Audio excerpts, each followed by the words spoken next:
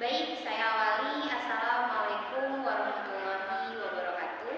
Sebelumnya, perkenalkan nama saya Novianti, mahasiswi aktif Sekolah Tinggi Agama Islam Al-Hamidiyah.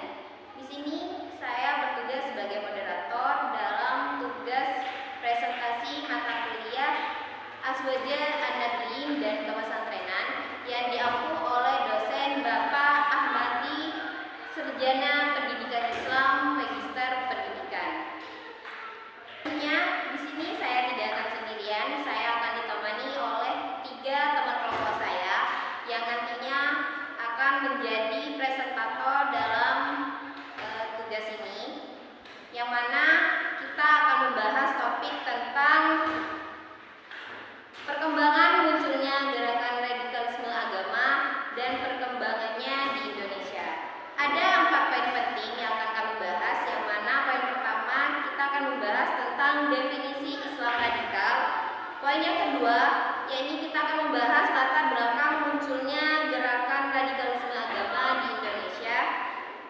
Poin yang ketiga, kita akan membahas tentang tokoh-tokoh gerakan Islam radikal di Indonesia. Dan poin yang keempat adalah implikasi pemikiran Islam radikal di Indonesia terhadap dinamika keagamaan. Baik, langsung saja. Topik ini akan dibahas langsung oleh para presentator. Untuk para presentator, kami persilakan. Perkembangan munculnya gerakan radikalisme agama dan perkembangannya di Indonesia. A. Definisi Islam radikal. Gerakan radikal sebenarnya terjadi di semua agama di dunia.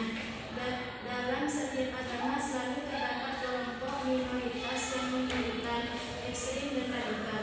Istilah radikal berasal dari bahasa Latin radix menurut The New Souther of Oxford English Dictionary, yang berarti akar, sumber atau asal mula. Hampir sama dengan pengertian itu dalam Kamus Besar Bahasa Indonesia atau KBBI.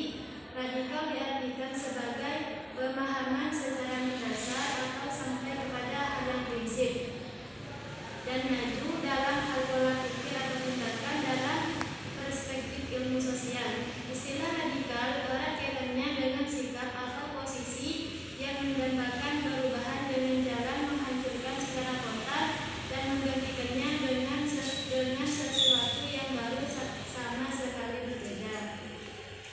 Istilah radikalisme Islam sering dihubungkan dengan istilah fundamentalisme Islam, garis keras, fanatisme, revivalisme, ekstremisme, dan terorisme. Konsekuensi dari istilah-istilah itu tidak selalu sama, tetapi memiliki kemiripan karakter, yaitu kekerasan, baik kekerasan pemikiran maupun kekerasan tindakan atau gerakan. Dibandingkan dengan istilah lainnya, Islam radikal yang paling sering disamakan dengan Islam fundamental. Islam radikal merupakan bentuk ekstrim dari gejala revivalisme. Jika revivalisme dalam bentuk kegiatan keislaman lebih berorientasi ke dalam dan karenanya bersifat individual, maka pada Islam radikal kegiatan itu tidak hanya diarahkan ke dalam tetapi juga diarahkan keluar. Dengan demikian, Islam radikal menjelma dalam komitmen yang tinggi, tidak hanya untuk mentransformasi kehidupan individual, tetapi sekaligus juga komunal dan sosial. Adapun penggunaan istilah fundamental ini terkait dengan gerakan di bawah Protestan di Amerika pada awal abad ke-20. Menurut Kristen Protestan yang pertama kali menggunakan istilah fundamentalisme karena mereka ingin kembali ke dasar ajaran agama dengan penafsiran kitab suci secara harfiah. Menurut Esposito, seorang pakar tentang Islam, melakukan elaborasi mengenai istilah fundamental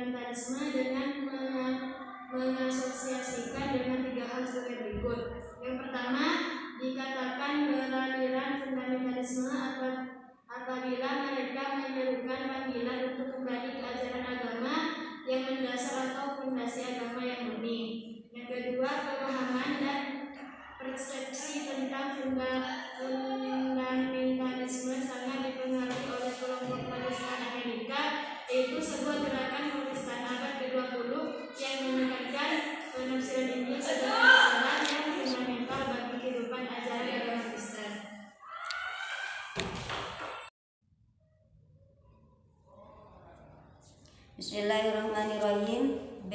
Latar belakang munculnya gerakan radikalisme agama di Indonesia. Radikalisme agama yang dilakukan oleh gerakan Islam garis keras dapat ditelusuri lebih jauh ke belakang. Gerakan ini telah muncul pada masa kemerdekaan Indonesia, bahkan dapat dikatakan sebagai akar gerakan Islam garis keras era reformasi. Gerakan yang dimaksud adalah DI atau TII, Darul Islam Tentara Islam atau Tentara Islam Indonesia, dan Negara Islam Indonesia yakni NII, yang muncul pada era 1950-an, yakni tepatnya pada tahun 1949. Pada awalnya, alasan utama dari radikalisme agama atau gerakan-gerakan Islam garis keras tersebut adalah dilatar belakangi oleh politik lokal, dari ketidakpuasan politik, keterpinggiran politik, dan semacamnya.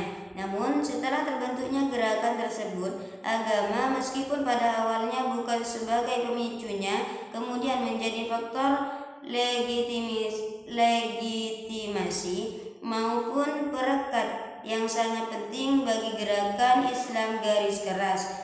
Sesungguh pun begitu, radikalisme agama yang dilakukan oleh sekelompok muslim tidak dapat dijadikan alasan untuk menjadikan Islam sebagai biang radikalisme. Yang pasti, radikalisme berpotensi menjadi bahaya besar bagi masa depan peradaban Indonesia.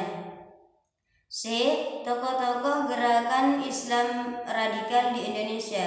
Ada 3 kelompok kekuatan yang mendukung formalisasi syariah: Salafi Wahabi, Ikhwanul Muslimin, dan Hizbut Tahrir, yang memengaruhi mahasiswa-mahasiswa dari berbagai belahan dunia yang belajar di Timur Tengah, khususnya Mesir, Saudi Arabia, dan Syria. HT membentuk beberapa tahapan dalam menuju pembentukan Khalifah Islamiyah. 1. Takwimasyi Syahsiyah Al-Islamiyah. 2. At-Taqwiyah atau penyadaran. 3. At-Ta'ammul Ma'ul Ummah. 4. Harkatut Tashkif. 5. Takwim Ad-Daulah Al-Islamiyah.